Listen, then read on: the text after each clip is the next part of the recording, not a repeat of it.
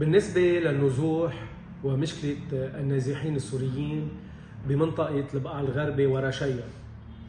الموضوع بالبقاع الغربي موضوع صار كتير خطير. نحن عم نحكي عن النزوح الثاني.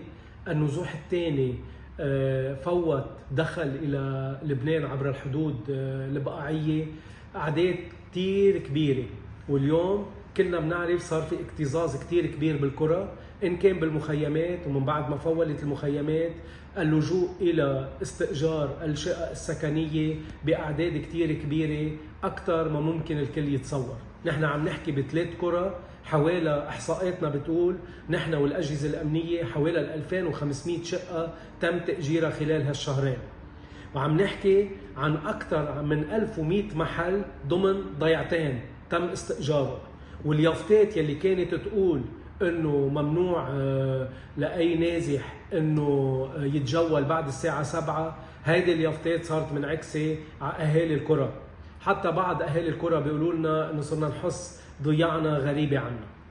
هيدا الموضوع ما في يكمل هيك، وانما هيدا الموضوع بدنا اياه يتعالج بالعقل، لانه مش مقبول انه اليوم في احتضان كتير كبير من قبل الجمعيات، من قبل NGO يلي عامله احتضان للنازحين السوريين، وبذات الوقت عم نشوف انه عم بيشتغلوا يجتاحون سوق العمل، يجتاحون الشقق المؤجره، وعم بيعملوا كل هيدا الشغل يلي عم نقوم فيه نحن والمحافظ.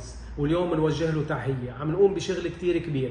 اول شيء مطلوب من البلديات، هيدي الاعداد عم ترتفع بقراكم، ما حدا يقول منا عارفين قد ايه الاعداد وشو اسبابها او ليش عم بيصير هالقد نزوح. ما حدا يقول وقت تتأجر شقة عم تم تأجيرها خلافا للقانون دون طلب أوراق ثبوتية إن كان إقامة وغيره، وهيدي مخالفة قانونية. هيدي ينتبهوا كلها منا رؤساء البلديات وغيرهم. وبذات الوقت اجتياح سوق العمل، في قانون للعمل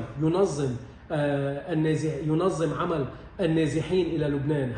هيدا القانون هو قوه بايد البلديه لتطبيقه عن اي عمل عم بيقوم فيه النازح، فيها البلديه تطالبه. وبذات الوقت المحافظ عمم على البلديات هيدي التدابير الجديده وهيدي الاجراءات اللي لازم يقوموا فيها.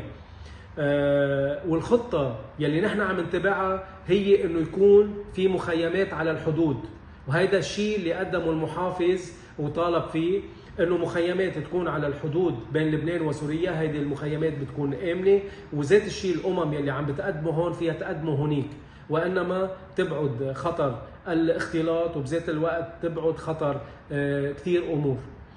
هيدا الموضوع منه صعب لتطبيقه.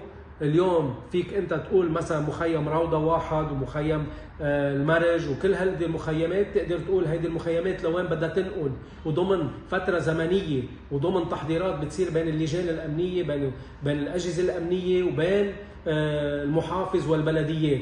فما نقول انه في اشياء مستعصية نعملها، فينا نقول انه حكومة متراخية، فينا نقول رئيس حكومة متهرب، رئيس حكومة ما عم بيقوم بواجباته الوطنية، رئيس حكومة ما بيقدر يواجه حدا، لا بل شريك في التوطين. نحن ما فينا ننطر هيدي الظروف، ما فينا ننطر يكون أشخاص عندها أجندات خارجية. آخر شيء هي أرضنا، هيدا بلد نهائي للبنانيين، ونحن ما عنا كذا باسبور لنفل على كذا بلد. نحن وطن نهائي لإلنا هون، والبلد منه شنطة.